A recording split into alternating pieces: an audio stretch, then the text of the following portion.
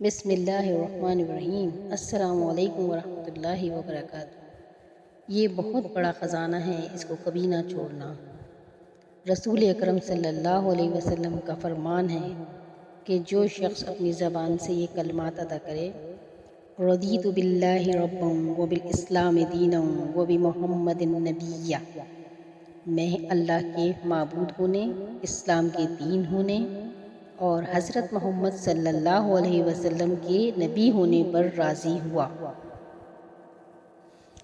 اللہ تعالیٰ صبح شام 3 بار یہ الفاظ پڑھنے والے کے لیے اپنے پیغمبر کی سفارش کو اور شفاعت کو اس کے حق میں قبول فرمائیں گے۔ حدیث کے الفاظ ہیں کہ جو 3 بار یہ پڑھتا ہے، اللہ اس کے گناہوں کو معاف کر دیتے ہیں۔ نبی اکرم صلی اللہ علیہ وسلم نے ایک خوبصورت بات فرمائی، اگر دنیا میں کوئی یہ الفاظ بول کر کہے میں قرآن کو اپنا حاکم مانتا ہوں، اور صرف حاکم ہی نہیں، قرآن کو اپنا عادل بھی مانتا ہوں، اگر دنیا کے اندر کوئی بھی اس پر ظلم کرنا چاہتا ہوگا تو وہ ظلم سے محفوظ رہے گا۔